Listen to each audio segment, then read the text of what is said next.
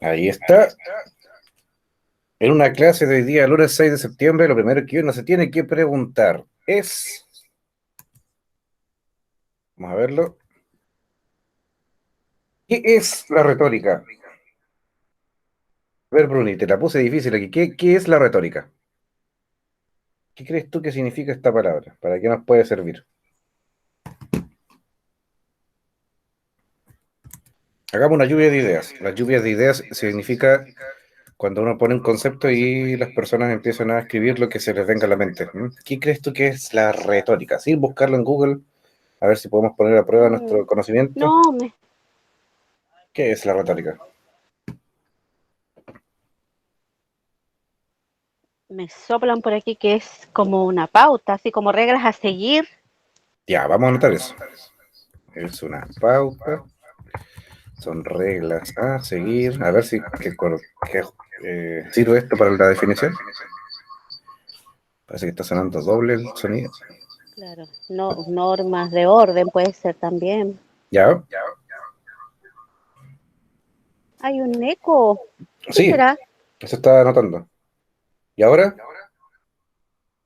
Aloja, aloja. Sí, igual se escucha eco.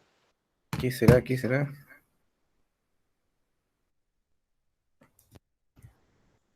¿Y ahora se escucha bien? Igual lo escuché doble. Ahora sí o no.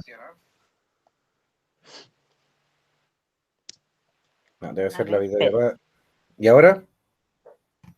A ver, habla otro poquito, ¿Ahora sí o no? profe. ¿Ahora sí? ¿Me escucha bien? Ahora sí no se Perfecto. repite. Ya, le saqué el retorno porque yo entro generalmente con el teléfono al mismo tiempo que con el computador, entonces voy viendo por acá en la pantalla del teléfono quién llega y me sirve como comando remoto, por eso claro, tomaba el sonido, salía por allá, volvía a entrar al micrófono y queda la escoba, así que mejor lo corté allá para que se escuche mejor. Entonces, Claro. me dijiste, Bruni, que la retórica para ti, o que te han soplado por ahí, dijiste también, es una pauta, Mi ¿ya? hijo que está en clase, mi hijo, entonces ¿Qué edad yo tiene el como no hijo? soy rápida, mi hijo tiene 25. Ah, debería saberlo seguramente, ¿ah? No sé, ¿ah? Claro, sí dijo, me suena, me dijo mamá así como algo casi como reglas, me dijo. No lo sé exactamente. Retórica, reglas, ¿ya? Son reglas a seguir, es una pauta. Nos vamos a quedar con esas dos cosas para ver al final de la clase si es que era efectivamente Resultamos, eso. Ajá. como dice el pasapalabra. Ahora, esto te lo dijo tu hijo, ¿verdad?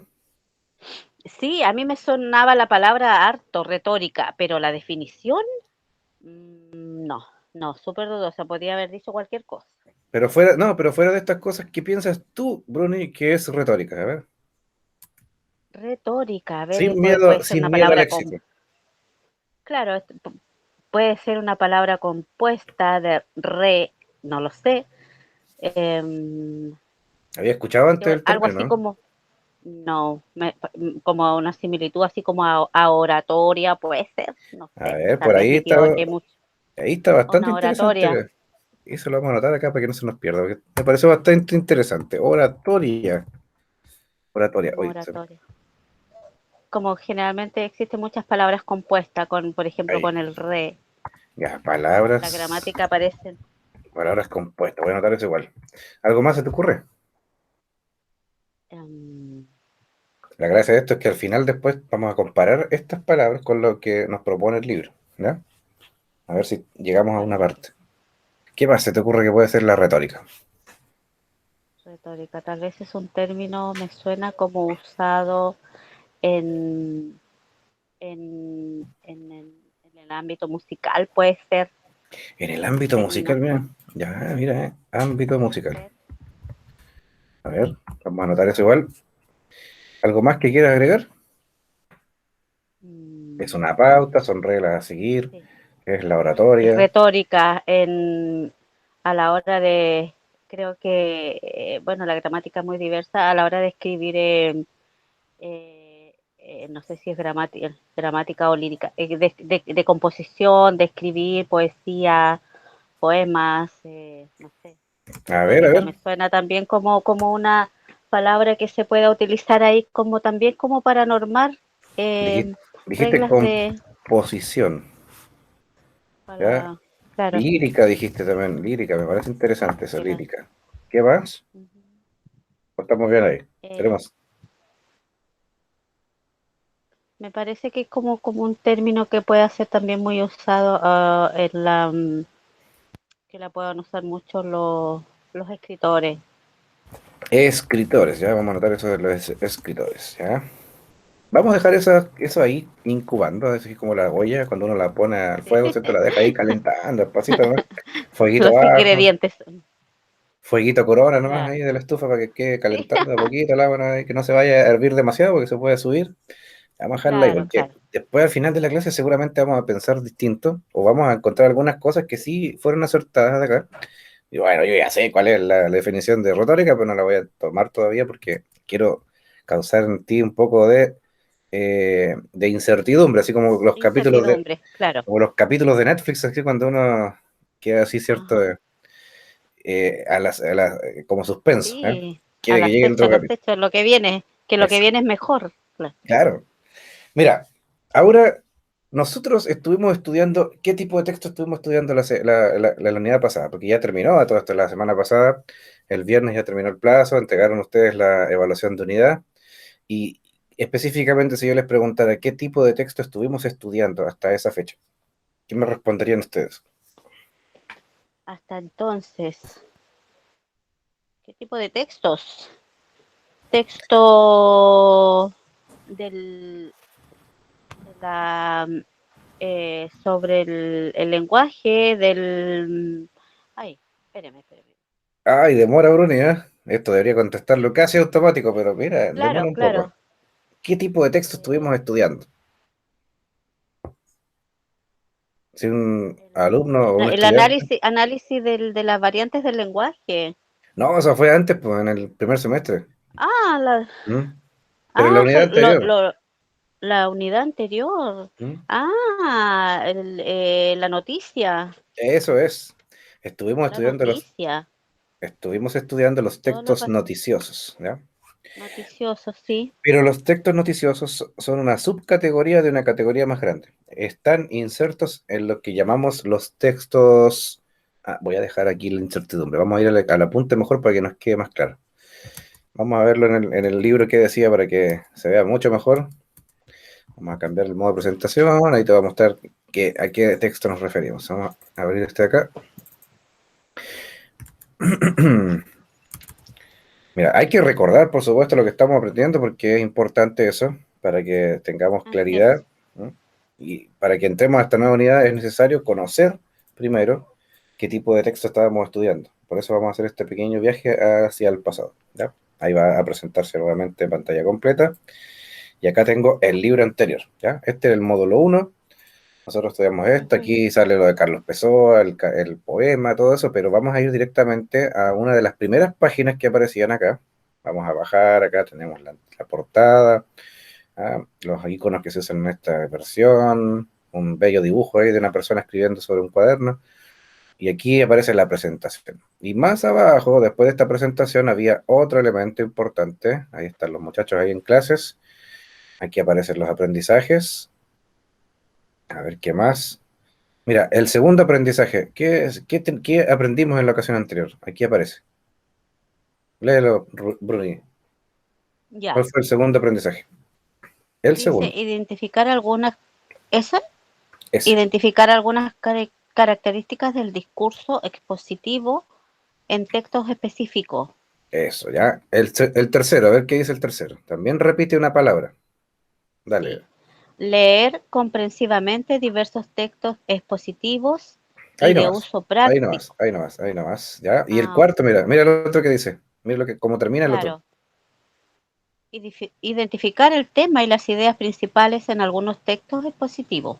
¿En qué Lo textos? mismo. Expositivos. Mira lo que se repite. Discurso expositivo, abajo, 3 veces. textos expositivos. Si Ujú. sigo leyendo, da más también, aquí también, carácter expositivo, dice. Todo habla de expositivo. Entonces, lo que estudiamos en la ocasión anterior se llaman textos expositivos, ¿ya? Expositivos. Y Eso quiere decir que se precisamente exponen, que se muestran, que están abiertos a la lectura. eso es, ¿ya? Todo texto está abierto a la lectura, pero al llamarse texto Claro, todo. expositivo, lo que queremos decir cuando hay un texto expositivo es esto, mira, lo que aparece en la página 8 si no me equivoco, esta es la 8 del libro, sí. Aquí lo primero que hicimos cuando empezamos esta unidad fue pensar en estas características. Y la segunda es la clave. Un texto expositivo transmite, ¿qué cosa? Información. Información. Solamente se preocupa de eso. Nada más. Un texto Mm, expositivo simplemente se va a preocupar como fuente central o como objetivo central transmitir información. Me muestra información de algo. Por eso cuando nos compramos un equipo, un teléfono, un equipo de música, una lavadora, lo que sea, viene dentro un manual de un instrucciones, catálogo. ¿ya? Un Mm, catálogo, un manual. Y ese manual va a tener información. También un manual de instrucciones es categorizado como un texto expositivo porque nos expone cómo operar ese aparato que hemos comprado, para que no nos pegamos algún condoro, ¿cierto? Nos cometamos algún error porque la sí, gente pues por no leer claro. el manual de instrucciones, ¿cierto? Comete errores con el aparato y después se le echa a perder, ¿ya? Ujú. Bueno, hay otras cosas que generalmente uno ni lee el aparato, o sea, el manual, porque es tan fácil de operar que uno sabe que, por ejemplo, yo ahora último me compré un calentadorcito chiquitito así eléctrico y yo sé que esa cosa se enchufa, se mueve un par de perillas, un botón y ya está. Claro. ¿M? Pero hay otros elementos más complejos que necesita que uno lea bien y detenidamente el manual de instrucciones para no cometer errores, ¿no? Pero independiente de la causa, los textos expositivos transmiten información. En este caso, los manuales de aparatos electrónicos transmiten la información de cómo operar ese artefacto. Pero acá, las Claro. noticias que nosotros leímos transmitían información que era correspondiente al acontecer, ¿ya? A lo actual. Entonces vimos noticias de la reapertura del Parque Zabal, estuvimos escribiendo ese tipo de textos, vimos noticias que se referían, por ejemplo, a la vida de las personas de la calle, como lo que rezaba el texto de Carlos Pessoa Vélez, y así. ¿M? Ese era su fin principal. Pero ahora estamos en otro ámbito porque vamos a entrar al segundo libro, que es este de acá. Y parte la guía de aprendizaje número 2 diciendo literatura, 1000 identidades posibles. Ya nos da un poco de luz de lo que vamos a ver en esta ocasión. ¿Mm? Ahora, Bruni, te hago una pregunta. ¿Este libro lo tienes por ahí impreso en formato físico o solamente accedes a él al digital? No los tengo físicamente, los tengo porque retiré todos los libros en el colegio al principio de año. Perfecto. ¿Y está al alcance tuyo ahí el que estás viendo en pantalla? ¿Lo tienes ahí contigo? Lo busco al tiro porque los tengo aquí apiladitos. Búsquelo nomás, el número 2, la guía de aprendizaje número 2 del El 2, Mineduc, ¿ya? sí, son todos de color naranjo. Bueno, excepto el que estábamos viendo el primero que El era rojo. primero justamente era rojo, pero todos los demás naranjos. Y ahora la nueva edición de estos libros van a venir todos naranjos. Ya, literatura dice 1000 identidades posibles. Este es Eso, el 2. eso. Y aquí aparece una primera palabra que ya es distinto a los textos expositivos, porque ahora nos vamos a mover a los textos literarios, ¿ya? Es decir, pasamos de Oh, los que me textos encanta la expositivos, literatura. vamos a pasar a la literatura. Entonces, voy a hacer otra pregunta que Me también la vamos a fascina dejar acá. Mira, ¿qué es la o cuándo, poesía. cuándo un texto, Bruni, se volverá literario? ¿En qué momento pasa un texto cualquiera a transformarse en literatura? Bueno, para eso también tendremos que preguntarnos qué es la literatura y ahí ya entramos en algo La más. literatura. ¿Mm? Más complejo, sí. ¿Qué pondríamos aquí? A ver, ¿cuándo un texto se vuelve literario? Cuando tal vez describe, así como un tanto poéticamente, por ejemplo, una descripción de un paisaje. A ver, vamos a anotar eso.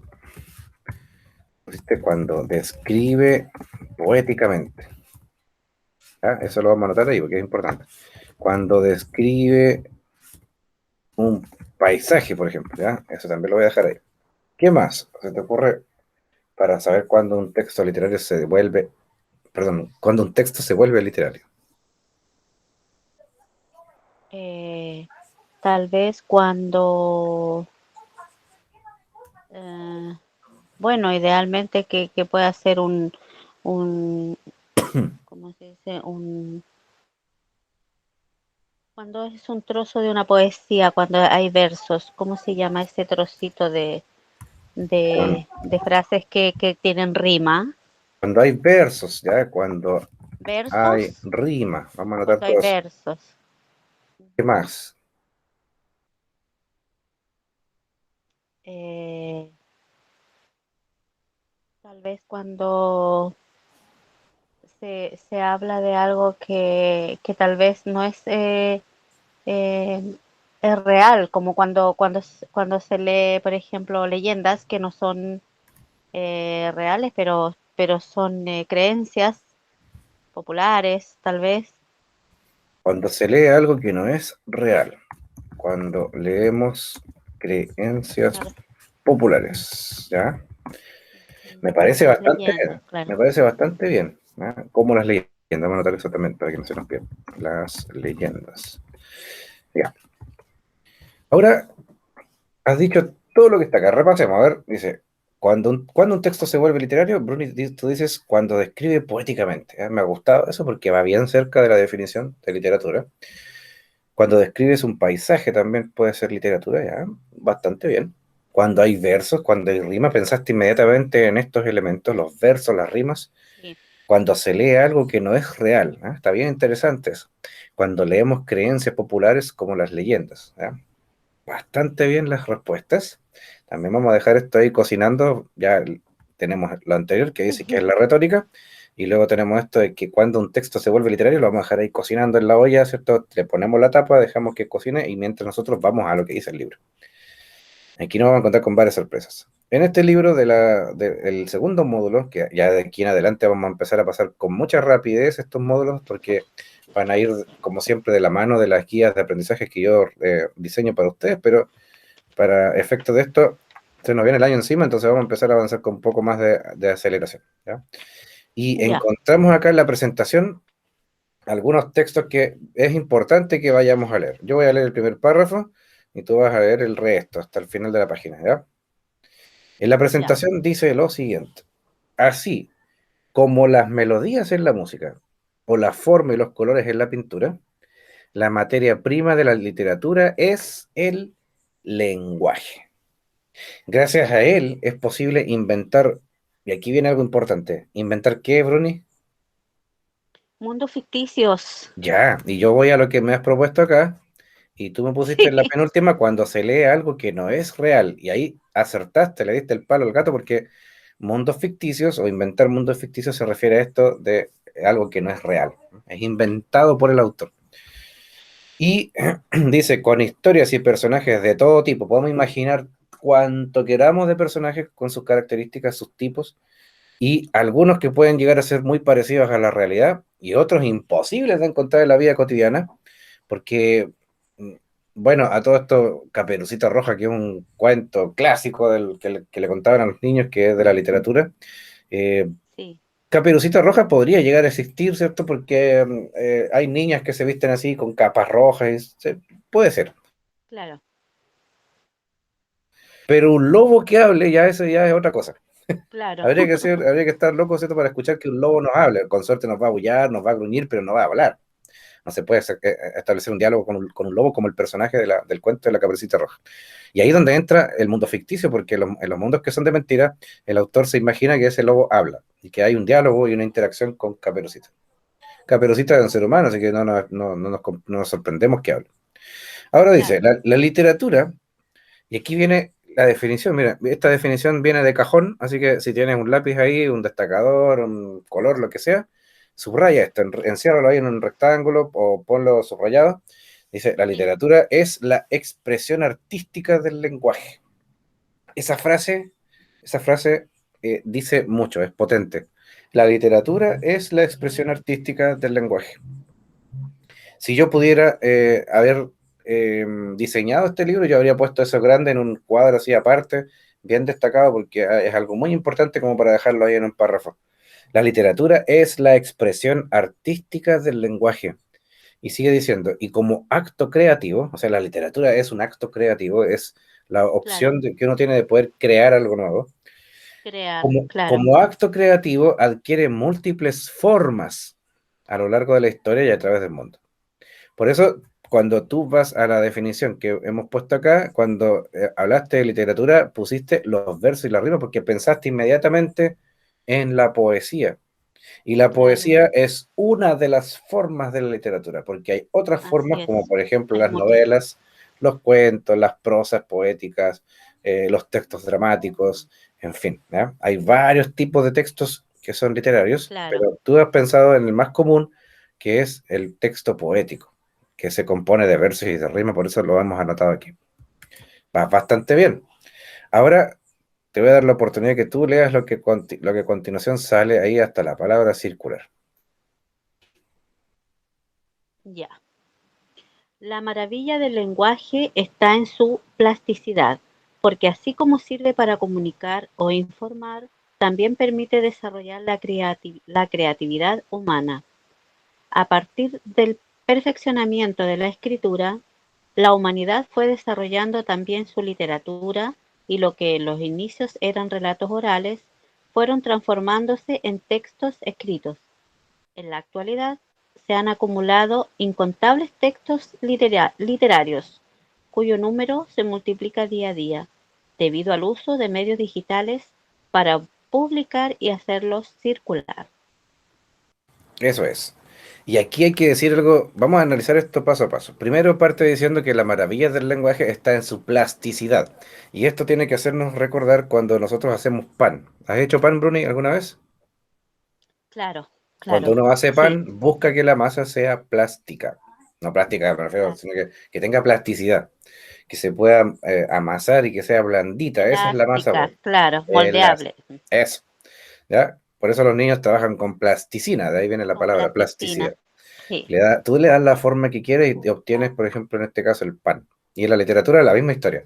El lenguaje es tu materia prima, tu harina, con tus ingredientes, con la levadura, con el agua, la materia grasa, un aceite o una mantequilla, lo que quieras echarle. Y el amasado se lo ya, das tú porque el escritor viene siendo el que amasa todos estos elementos del lenguaje para lograr la literatura.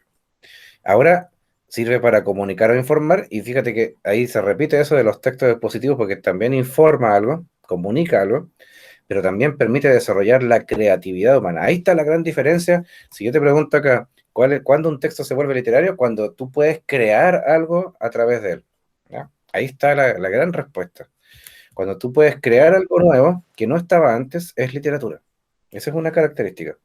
Y aquí abajo dice Sí. que se perfeccionó la escritura, la humanidad fue desarrollando sus textos literarios, y aquí hago una pausa porque, mira, se cuenta siempre acá en Chile que los mapuches, la cultura mapuche, hace lectura o en sus primeros indicios no escribían los textos.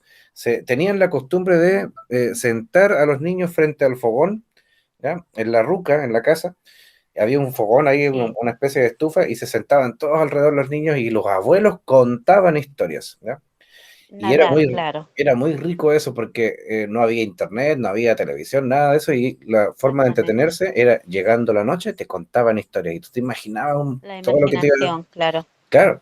Y algunos de nosotros que no somos de la cultura mapuche también hemos vivido. Yo, por ejemplo, cuando pequeño, mi papá me contaba historias, ¿cierto? Y creo que de ahí me salió el bichito de estudiar lenguaje porque me gustaba Sí, escuchar esas historias. Siempre sí, recuerdo que pues me mi padre contaba, también ¿sí? nos hacía dormir éramos, como somos cuatro hermanos muy seguiditos, y compartíamos una misma pieza, entonces junto con mis papás, ellos en su cama, nosotros en las camas también compartíamos camas con mis hermanos. Entonces, él nos contaba puras historias. Pedro Urdemales, ¿para qué? Nos moríamos de la risa. Pedro Urdemales eran las principales y nosotros le pedíamos todos los días, papá, por favor, cuéntenos que la tortilla corredora, que cuando Pedro Urdemales enterró las colas de los chanchos, eh, y cuando hacía pactos con el diablo, todas esas cosas y nos moríamos de la risa. Así también como nos contaba todas sus historias del regimiento. Lo Y sí o encontraba no, fascinante esa cosa y nos hacía cantar. y sí o no que era una forma diferente de irse a dormir. Uno quedaba, Sí, uno quedaba imaginando absolutamente. eso. Incluso habíamos Sí. quienes soñábamos de repente con la historia. Era tan Sí, fuerte el mensaje que uno se iba a dormir y claro. pensando en eso y soñaba incluso lo que seguía en la historia. Ahí me acuerdo, mi Yo papá creo que los padres antiguos nomás hacían eso. claro, mi papá me contaba siempre una historia él le puso nombre y todo, se llamaba el tractor rueda que te rueda, toc, toc, toc. Entonces, el tractor rueda que te rueda, toc, toc, toc, toc, era el personaje, y todas las noches había una historia diferente, pues. Él contaba dónde estaba el tractor rueda que te rueda, toc, toc, toc. ¿Ya? y contaba que de repente iba por un bosque, otra vez estaba por la ciudad y así. Cambiaba todos los días el escenario, pero el personaje El era el mismo, escenario. era este tractor que rueda, que te rueda, toc, toc, toc, ese. Todavía me acuerdo de eso porque todas las Claro, noches yo esperaba a ver dónde se va a ir a meter el tractor ahora esta noche. Y todos los días era una historia diferente.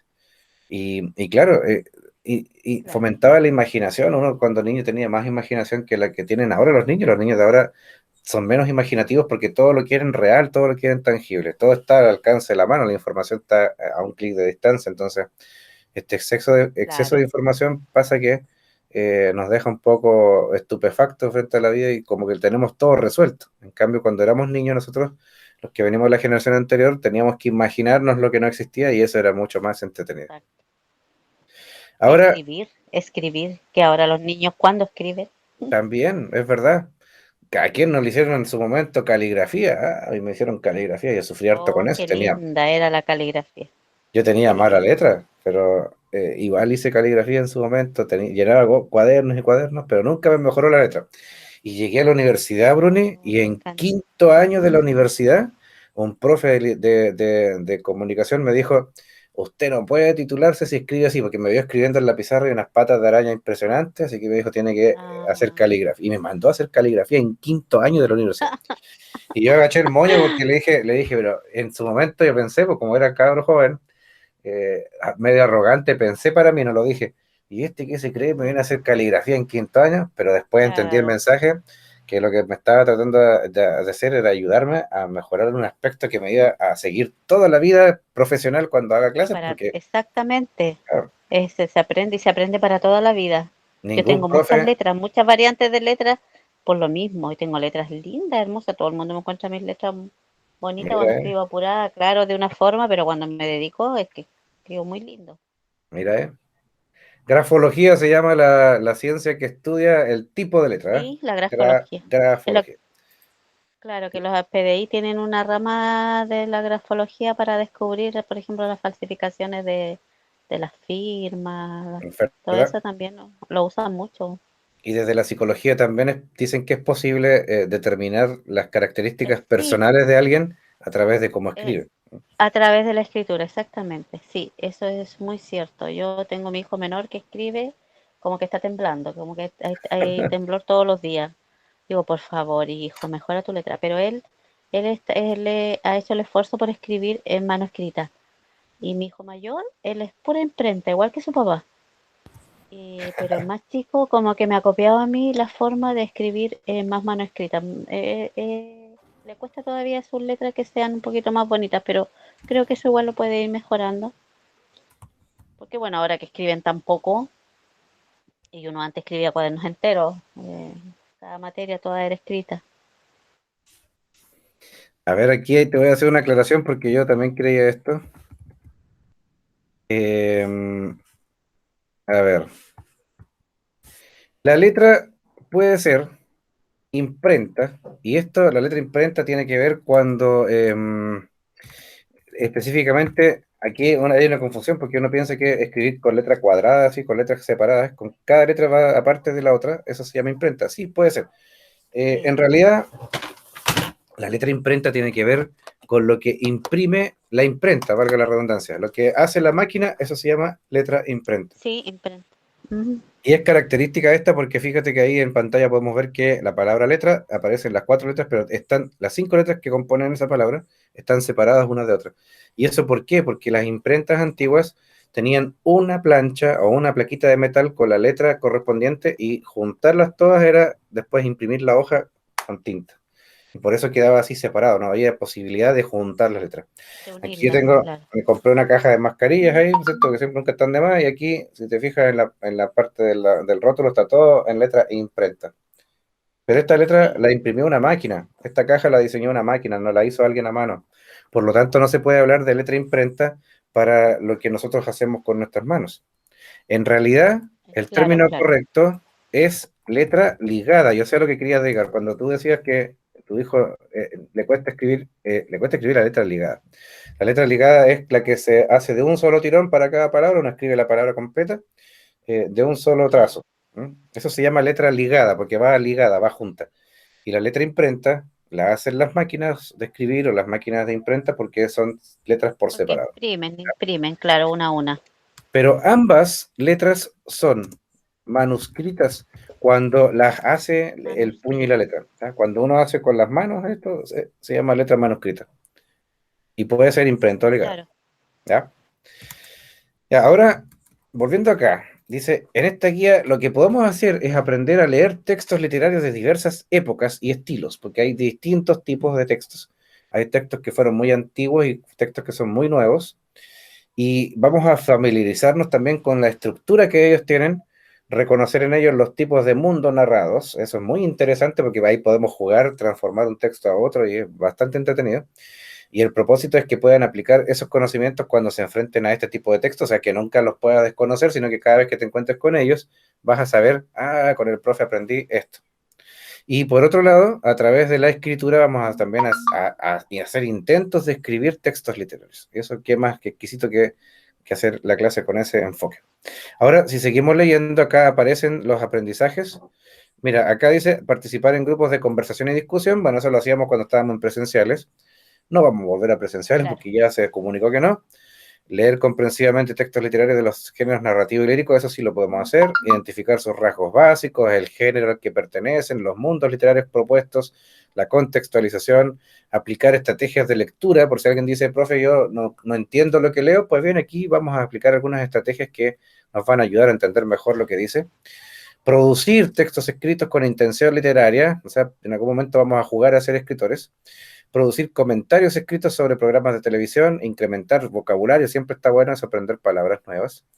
Reconocer propósitos e intenciones en los mensajes de los medios y los efectos que buscan producir en el receptor, porque nos vamos a acordar también de nuestra amiga publicidad, que apareció también en el módulo anterior. Aquí también la literatura se mete en la publicidad para poder hacernos recordar algo. Pues bien, si seguimos avanzando, aquí aparece la introducción. Y como estamos en la pregunta inicial, teníamos la pregunta inicial que decía, ¿cuándo un texto se vuelve literario? Aquí está lo que dijiste tú, Bruno, y vamos a leer otra vez. Cuando describe poéticamente, cuando describe un paisaje, cuando hay versos, cuando hay rima, cuando se lee algo que no es real, cuando leemos creencias populares como las leyendas, todo eso me has dicho sobre un texto literario. Vamos a ver lo que dice el libro ahora y vamos a encontrar varias similitudes probablemente. A diferencia del texto expositivo, que es de carácter objetivo y presenta información o explicaciones acerca de hechos de la realidad, el texto literario tiene un carácter subjetivo. Me detengo un poco acá. La palabra subjetivo significa, ahora en otras palabras, lo que tú crees de forma personal. El arte es subjetivo, se dice, porque para uno lo que puede hacer uno puede ser arte, pero para otra persona puede no tener importancia. ¿Mm? Por eso Ah, claro, cuando uno entra a una exposición de pintura, hay gente que no le gusta un cuadro y encuentra que no claro, tiene, son puras rayas, pero hay otras personas que empiezan a sacarle una especie de rollo y dice, oye, aquí hay algo bastante interesante y se queda pegado. ¿Ya? Lo mismo pasa con la literatura. Hay gente que escribe y que el texto es algo que no me produce el mayor impacto, pero hay otras personas que quedan embobadas por lo que escribió otra persona, porque hay libros que te van a gustar y otros libros que no te van a gustar, así de simple.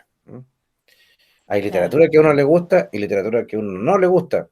Por ejemplo, ¿quién Claro, no le porque uno tocó? dice que el libro más enredado, dice, uy, no entiendo nada porque es tan enredoso el libro, o sea, como que no tiene forma, Claro, pero tal vez, porque uno no lo puede entender nomás, pero en, hay el, en, gente que la- sí. en dos ocasiones en la vida importantes de mi vida he leído El Cantar de Mío Cid, el poema de Mío Cid, y Sí, Don Quijote de la Mancha. Don Quijote de la Mancha, bueno. Y los leí primero en el liceo. ¿Ya? O lectura obligatoria, tiene que leer El Cantar del Mío Cid. Ya. Y sufría con esa lectura porque era aburrida, me quedaba dormido.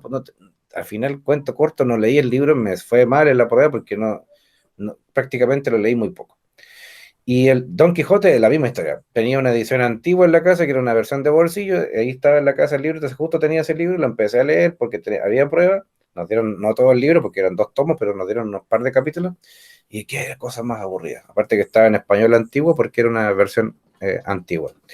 Y en la universidad tuve la fortuna de tener un profesor que era espectacularmente diferente, porque él, en vez de hacernos el típico control de lectura o la típica prueba, nos invitó a conocer la obra. Y cuando él hacía sus clases era tan maravilloso lo que vivíamos en esa clase que todos nos empezamos a entusiasmar cómo contaba él la historia de estos libros. Y cuando volví a leer El Mío Cid, cuando volví a leer Don Quijote, fue diferente a cómo lo leí en el liceo. Ya Mm, estaba en tercer año de la universidad, de la carrera, y ahí empecé a leer estos textos que nos estaban pidiendo para hacer un trabajo, pero ahí me reencontré con esos libros y me di cuenta que no eran tan fomes como creía. Simplemente yo no entendía en ese tiempo de mi juventud lo que estaba tratando de decir. claro. Exacto, Profe, dentro de quiero, la inmadurez del adolescente que le da lata a todo, entonces, claro, menos comprensión lectora tiene también. oiga, profe, ¿y el libro que nos dio para leer tiene película? Me han preguntado, ¿sabes? El semestre pasado, cuando leímos Juventud Electa, si me preguntaban al tiro en algunos cursos, profe, ¿y tiene película? Desafortunadamente no, le dije, no existe una película de Juventud Electa, si debería haber habido una, ¿eh? Pero Oh, uno siempre busca la película por la razón de que el libro es muy lento para leerlo, te da flojera, te da sueño, pero en claro. cambio uno ve la película y queda al tiro en una hora y media, con más tardar, y ya sabe lo que Exacto, significa. claro. Claro, el Mm, problema está en que te pierdes hartas cosas que en el libro sí están. Y bueno, a sí, mí me pasó también con Romeo y Julieta, cuando tuve que leer esa obra, que es un texto dramático, porque es una obra de teatro escrita. Cuando leí eso también me apoyé de una película que se llama Romeo más Julia, una versión actual del drama más de Romeo y Julieta. contemporánea. Claro, porque Romeo y Julieta antes peleaban, cuando habían peleas se usaban dagas o espadas, ¿eh? Esas eran las armas antiguas de la época de Romeo y Julieta. Pero acá, Ya. en la película, eran pistolas, porque eran como tipo mafiosos así. En vez de los caballos, en vez de los caballos del libro original, en la película andaban en autos. Y entonces se Claro, perseguían los en autos, autos. persecuciones de vehículos, y Claro. en la antigüedad era a caballo. Entonces, esta fue una muy buena adaptación en la película para esta historia de Romeo y Julieta. Y cosas así, pues la literatura ha inspirado Exacto. también las grandes películas.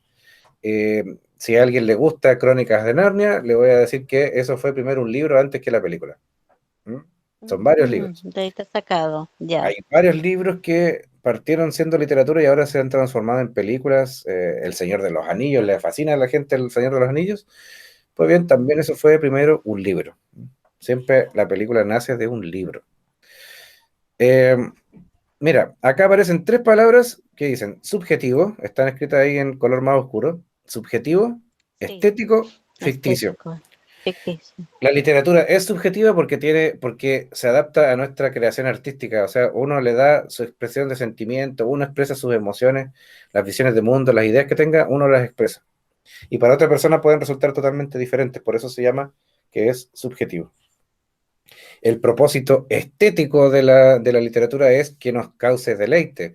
O sea, lo ideal sería que cuando uno le mandan a leer un libro, pueda disfrutar la lectura y no que sea algo traumático como me pasó a mí. Por eso en el primer Claro. semestre yo pensé, ¿qué libro les puedo dar a leer? Dije, vamos a leer Juventud en Éxtasis porque es una buena novela y no me equivoqué, parece, porque varios me dijeron, sí, profe, estuvo bueno el libro, me pegué de Sí, principio a fin, me gustó. yo también, me gustó mucho. Y por otro lado, como tal, siempre es ficticio porque está basado en la realidad, pero los mundos que presenta son inventados, son creados, ¿ya? Y bueno, aquí dice Hernán Rivera Letelier, un autor chileno, un escritor chileno. Él, como hijo de minero, conoció de cerca la vida en las minas del norte. Ahora, vio ahí en las minas del norte, su papá trabajaba todos los días y en sus novelas sitúa sus historias en un espacio que es familiar para él. O sea, él escribe sobre lo que está pasando en su diario vivir.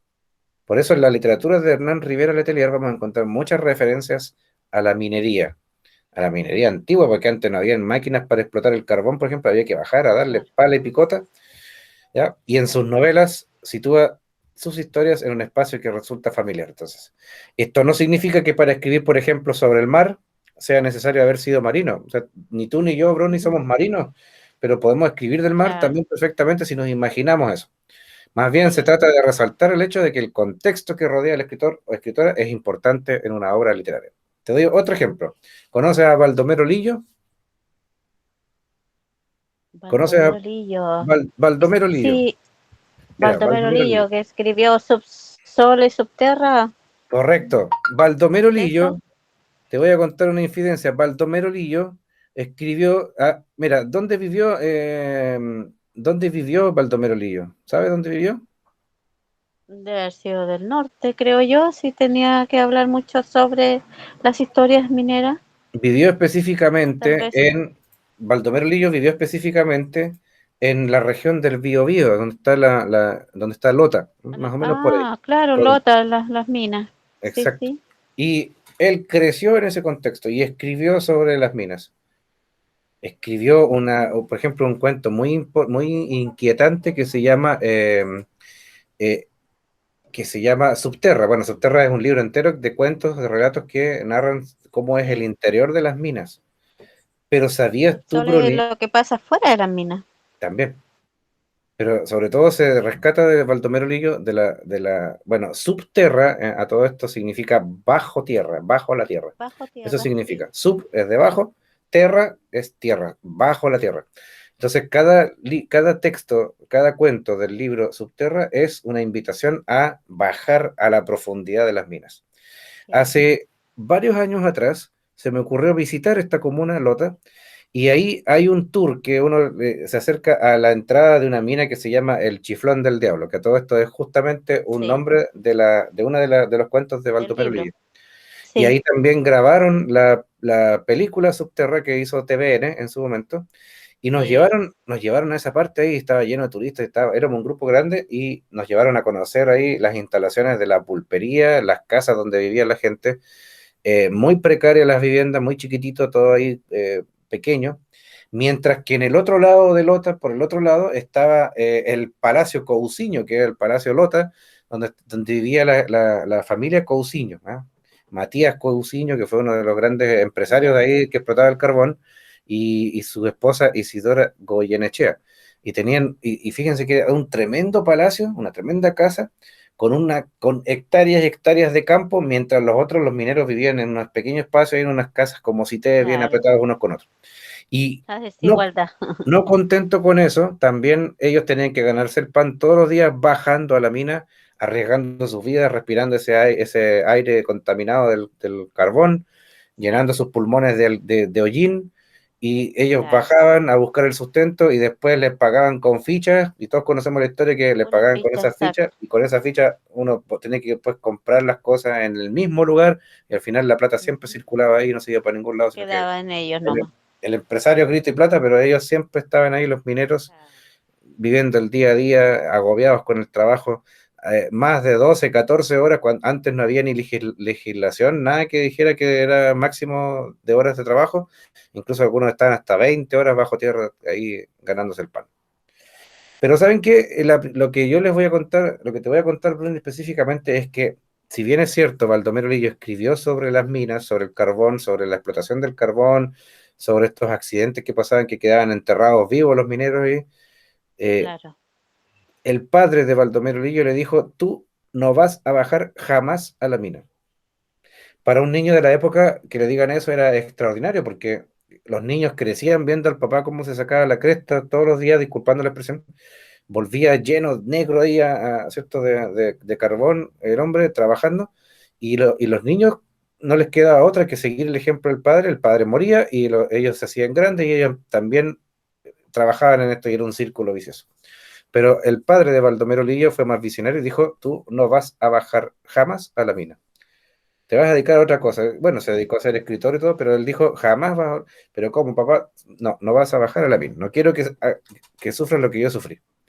Y Baldomero Lillo se dedicó a ser escritor, entre otras cosas, y además de eso cuenta su biografía, que trabajaba en la pulpería del lugar, le dieron un trabajo ahí para que pueda vender las cosas de la pulpería era como un almacén pequeño donde había abarrotes, y ahí escribía sus textos. Ya.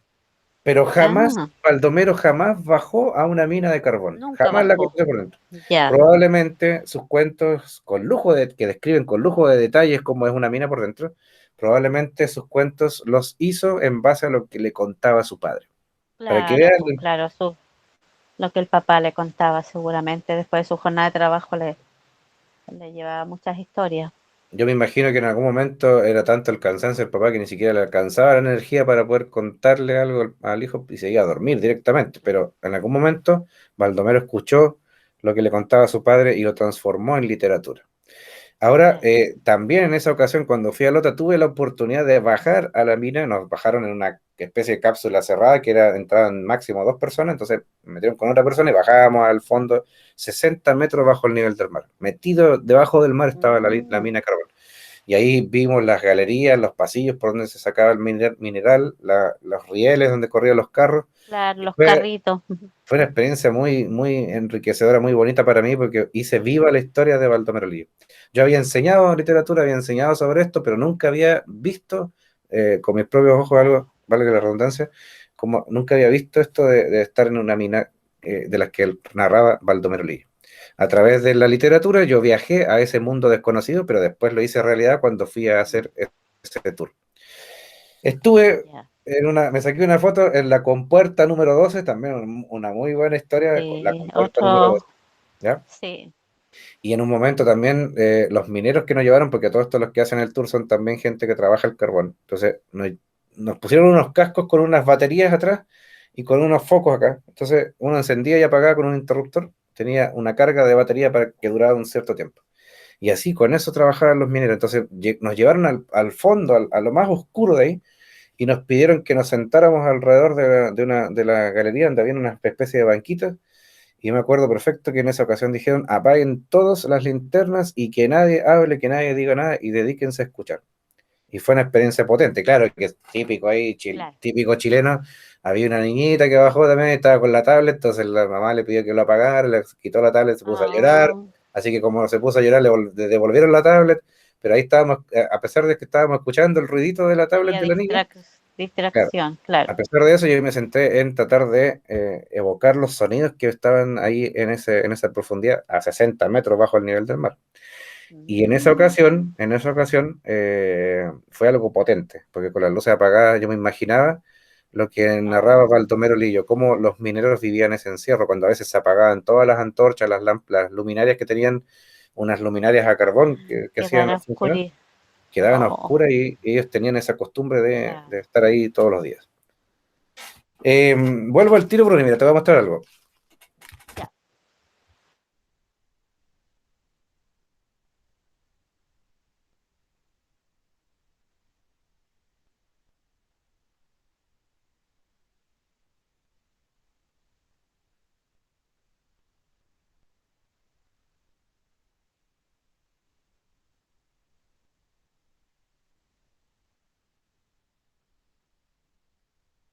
A esta altura uno dice: no, el profe está chamullando, ¿a dónde que anduvo allá? Bueno, yo aquí fui a buscar este recuerdo que tengo acá, si se está viendo en pantalla, ¿lo ves, o no?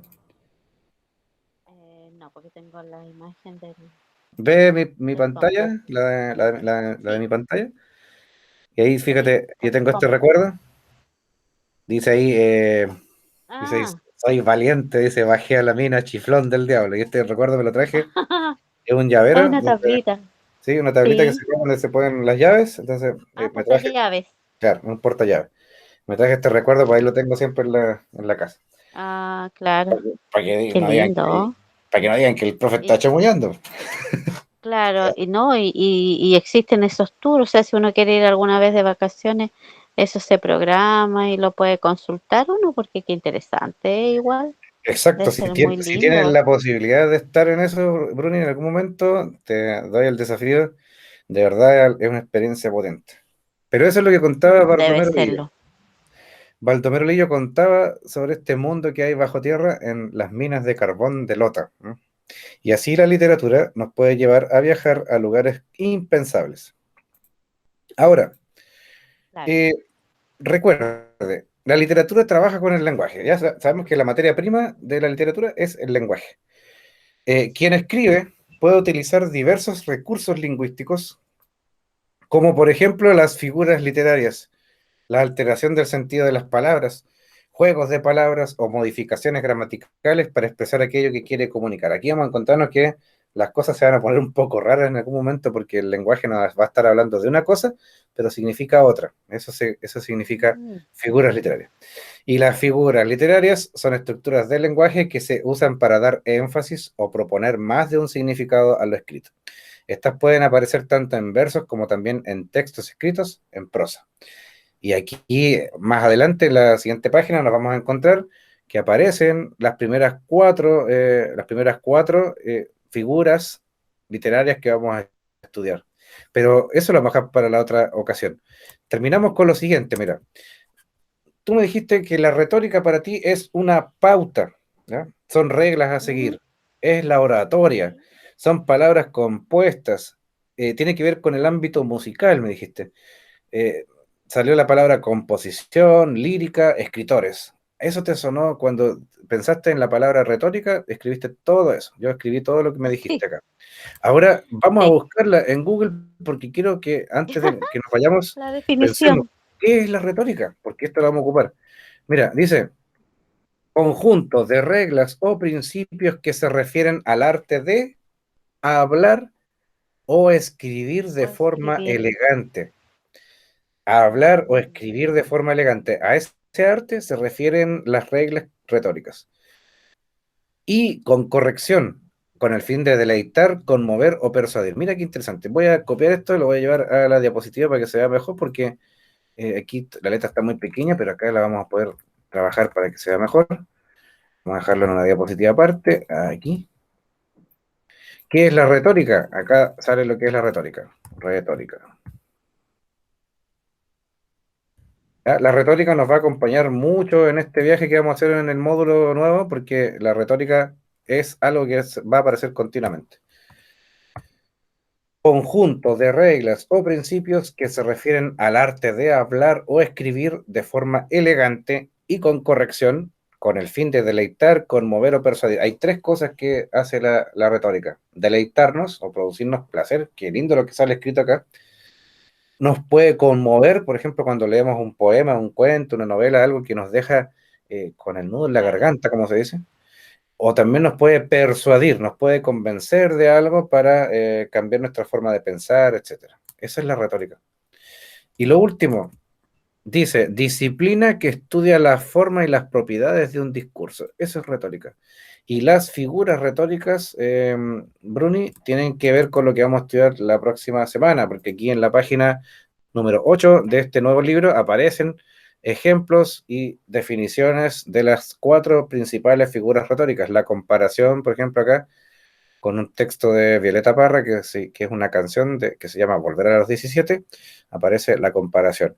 La metáfora está ejemplificada con La Joya del Pacífico, una canción de Lucho Barrios, o un texto de Oda al Gato, de Pablo Neruda, y aquí aparece la anáfora con un poema que se llama Vuelvo de Patricio Mans y Dolores Salinas. También se transformó ese texto en una canción que canta el grupo chileno Inti Illimani. Y acá sale el epíteto, que es otra figura retórica, con la canción de Santo que se llama Rosa Rosa. Ay, Rosa. Bueno, Sandro era especialista en usar la retórica, porque aquí aparece en el ejemplo. Eso lo vamos a ver la próxima semana. La tarea también que vamos a hacer es esta que está acá, porque aquí hay un texto expositivo, se puede transformar en texto literario, podemos jugar con las palabras si aplicamos lo que vamos a aprender. Y aquí hay un ejercicio para ello. Bueno, también te animo a que si quieres durante la semana puedas revisar esto y hacer un intento de escribir esto, porque sería genial contar con esa respuesta la próxima semana y así avanzamos mucho más, porque el libro está Ya. lleno de actividades muy interesantes. Viene después, por Sí. ejemplo, la canción El Hijo de Hernández del grupo El Cuarteto de Nos. Aquí está, ¿cierto? La canción, la letra de la canción transcrita y se hacen preguntas sobre ello. Aquí aparece el texto de ficción, aparece también varias otras cosas más interesantes que podemos leer y aprender juntos en este módulo número 2 del Ministerio de Educación. Y acá en la otra sección, a partir de la página 16 en adelante aparecen los Ujú. mundos literarios. Son varios los mundos literarios, aquí están, bueno, todo el libro habla sobre ellos, aparecen ejemplos, definiciones, yo voy a ampliar esta información con otras diapositivas que les voy mostrando con más ejemplos para que nos quede muy claro de lo que trata cada tipo de mundo. Mira, aparecen esos bichos ahí la historia de Franz Kafka, ¿cierto? La metamorfosis, que ese ser humano que la historia se cuenta que se transformó en una especie de bicho, ¿cierto? Amanece Sí, convertido en un bicho. En fin, los mitos también aquí aparecen Kamchaut y el otoño, vamos a estudiar juntos qué significa esto, cómo algunas culturas antiguas veían la creación del mundo. Eh, a todo esto, el diluvio bíblico del Génesis, a todo esto es un libro, por ejemplo, que habla sobre que la tierra se inundó, ¿cierto? Y se salvó solamente sí. los que estaban en el arca de Noé, pero esa historia también existió en los pueblos originarios precolombinos. Acá en Sudamérica también hay un texto que se llama Popol Vuh, y el Popol Vuh habla justamente sobre ese diluvio. ¿Ah? Ahí está el Popol Vuh. Y en fin, hay cientos de fuentes que vamos a ir analizando juntos en este nuevo módulo porque hay mucho que aprender sobre lo que es, sobre lo que es la literatura. Y nos vamos a entretener bastante, ¿cierto? Mira, aquí está, ¡ay, qué genial! Este es mi cuento favorito, El gato negro. De hecho, tengo un gato negro producto de este cuento y es un cuento bastante crudo y lo escribió Edgar Allan Poe, uno de mis escritores favoritos. La Odisea de Homero, ¿m? Crimen y Castigo de Fyodor Dostoyevsky. Hay de todo aquí para, como agua para chocolate, mira esta novela de Laura Esquivel, tan antigua. En Pero episodio del, película también es. claro, episodio del enemigo, el Silmarillion, etcétera. Hay un montón de cosas aquí que tenemos como ejemplo. Este libro de verdad está muy, muy interesante. Así que, Bruni, durante esta semana, échale un vistazo, anda mirando las páginas que trae.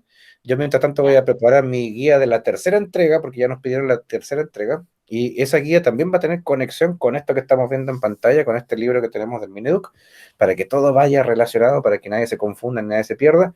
Mi guía también va a estar relacionada con esto de acá, para que vayamos construyendo juntos lo lindo que es aprender sobre la literatura. Sin más que decir, Bruni, algunas palabras finales antes de despedirnos. ya. Eh, no, o sea, eso cuando hablábamos de la retórica que yo decía que que tenía una conexión con lo que era la oratoria, que también habla ahí del discurso, la definición, que más o menos también se acerca a lo que yo estaba pensando. Justamente las predicciones que hiciste, que anotamos ahí en pantalla, estaban muy cerca de lo que era la definición original de retórica y de literatura, así que de verdad te felicito, fueron unas muy buenas predicciones y así vamos a ir trabajando durante este módulo para ir anticipándonos a lo que son los conceptos y las cosas que vamos a ir aprendiendo, porque así es mejor aprender. ¿No? Bruni, Ya, un gran profe, abrazo. Ha sido la única conectada en esta noche, pero igualmente. esta clase como siempre Sí, está grabada, así que como está grabada y los demás está muchachos pueden grabada. verla cuando quieran, así que la vamos a subir ahí Ya, a mi lista de reproducción. Que esté muy bien, muy buenas noches, nos vemos en la ya. próxima en 7 días. Muy, ya. Muchas gracias, profe. Nos vemos. Chao. Chao, chao.